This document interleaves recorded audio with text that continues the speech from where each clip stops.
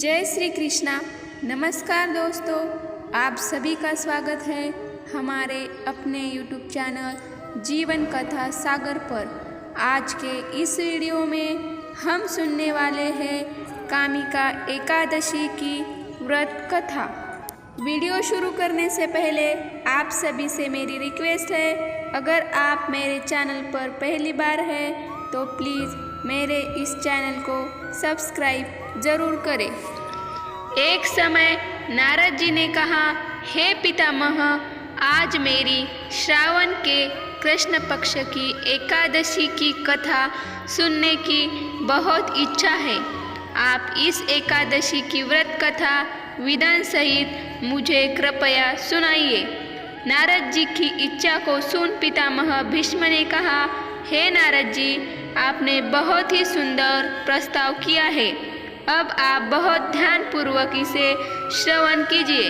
श्रावण माह के कृष्ण पक्ष की एकादशी का नाम कामिका एकादशी है। इस एकादशी की कथा सुनने मात्र से ही वाग्यपेय यज्ञ के फल की प्राप्ति होती है।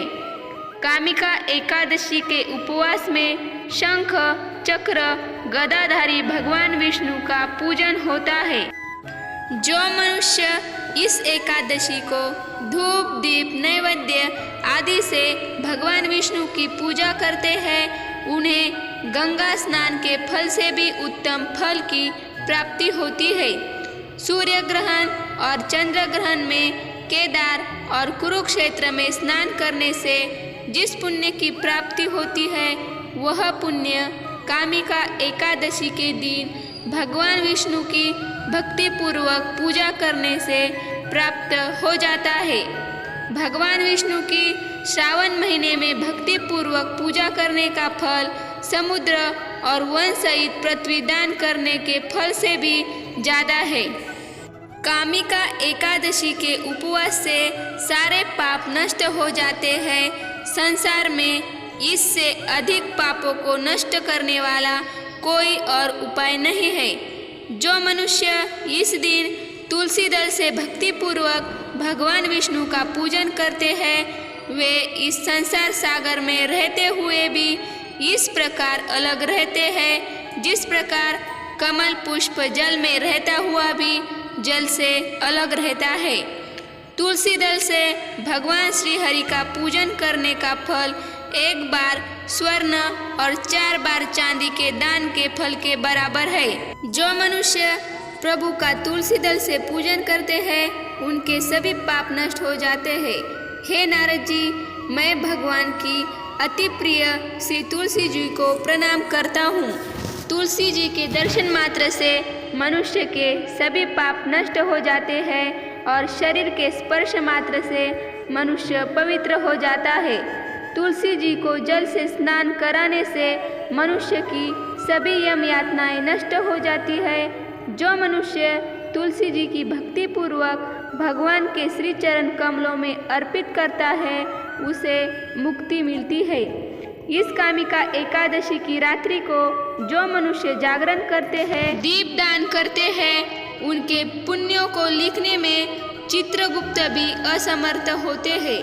एकादशी के दिन जो मनुष्य भगवान के सामने दीपक जलाते हैं, उनके पितर स्वर्गलोक में अमृत का पान करते हैं। भगवान के सामने जो मनुष्य घी या तिल के तेल का दीपक जलाते हैं, उनको सूर्यलोक में भी सहस्त्र दीपकों का प्रकाश मिलता है। अब सुनते हैं कामिका एकादशी की व्रत कथा। एक समय की बात है, एक गांव में एक क्षत्रिय रहता था। वह अपने आप पर बहुत गर्व करता था, खासकर अपनी शक्ति और बल पर उसे अभिमान था। क्षत्रिय भगवान को बहुत मानता था, लेकिन उसके मन में घमंड था। वह हर दिन भगवान विष्णु की पूजा करता और उनकी उपासना में लीन रहता। एक दिन वह किसी महत्वपूर्ण कार्य के लिए घर से बाहर यात्रा पर निकला। रास्ते में उसकी मुलाकात एक ब्राह्मण से हो गई। दोनों में किसी बात को लेकर झगड़ा हो गया।